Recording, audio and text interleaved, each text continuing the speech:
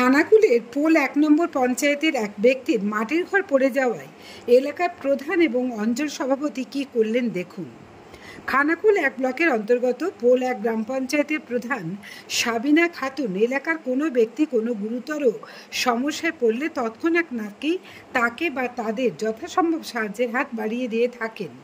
এবার তার অঞ্চলের ৮২ নম্বর বুথে এক ব্যক্তির মাটির ঘর পড়ে যাওয়ায় তৎক্ষণাৎ প্রধান মহাশয়া খবর পেয়ে ঘটনাস্থলে পৌঁছান এবং যথাসাধ্য সাহায্যের হাত বাড়িয়ে দেন। সঙ্গে উপস্থিত ছিলেন পোল ১ নম্বর অঞ্চলের যুব তৃণমূল কংগ্রেসের সভাপতি চিন্ময় সামন্ত এবং পোল ১ নম্বর পঞ্চায়েতের সকল সদস্য ও সদস্যরা। দেখুন সেই চিত্র। যা বলে দিলে এটাই বলি। আজকে কেন আপনার বাড়িতে প্রধান সাহেব এসেছে, কিসের জন্য? আমার ঘর পড়ে গেছে, সেই হিসেবে আমি ডেকেছি। হ্যাঁ বলো।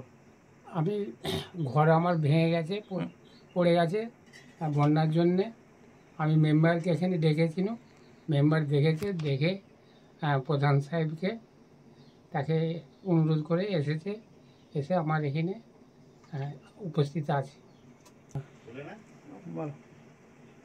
আমি সবাইকে ডেকেছি, প্রধান সাহেব আরও সব এসে আমার পাশে এসে দাঁড়িয়েছে।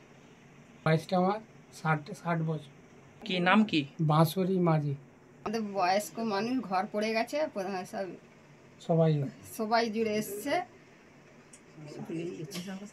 প্রধানকে সাহায্য করেছে, তার জন্য ধন্যবাদ। আপনার নাম? নীলা মাঝি। আজকে এখানে কিসের জন্য এসেছেন? এটা আমাদের পোল অঞ্চলের ৮২ নম্বর বুথ। তুমি একটু পিছিয়ে যাও, একটু ওর দিকে পাশটায় চলে যাও। তোমরা কিছু বলুনি জানো যা বলছি। এটা আমাদের পোল অঞ্চলের ৮২ নম্বর বুথ। কালকে রাতে জানালা সহ দেয়ালটা পড়ে গিয়ে ওনারা চাপা পড়ে অনেকটা আহত হয়েছেন। এই মতো অবস্থায় সকালে যখন আমরা খবর পেয়েছি এসেছি ছুটে এবং প্রধান সাহেবাকেও খবরটা দিই।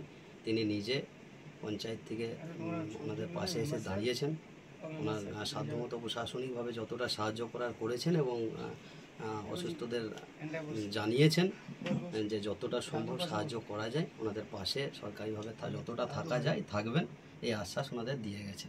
আপনার নাম? শ্রীমন্ত ফোরেল, পোল ১ অঞ্চল তৃণমূল কংগ্রেসের সহসভাপতি। আজকে যে আপনি এখানে আসলেন কিসের জন্য বা কি হয়েছে যদি বলেন একটু। ৮২ নম্বর বুথে বাড়ি পড়ে গেছিল, এখানে মেম্বার আমাকে জানিয়েছে, সেই সূত্রে আমি আমার মেম্বার দিকে নিয়ে আমি এখানে এসেছি। বাড়ির অবস্থা প্রচুরই খারাপ, যেমন আগামী দিনে যে জন্য কিছু করতে পারি সেটা আমি চেষ্টা করব। রান্নার সরঞ্জাম দেওয়া হয়েছে, চাল দেওয়া হয়েছে, তিরপল দেওয়া হয়েছে, বাড়ি দিতে পারি একটা। আগামী দিনে যদি আপনাকে ডাকে আপনি কি থাকবেন পাশে? মানুষের কাছে সব সময় থাকবো, আগেও বলেছি এখনো বলছি, মানুষের কাছে আছি, থাকবো।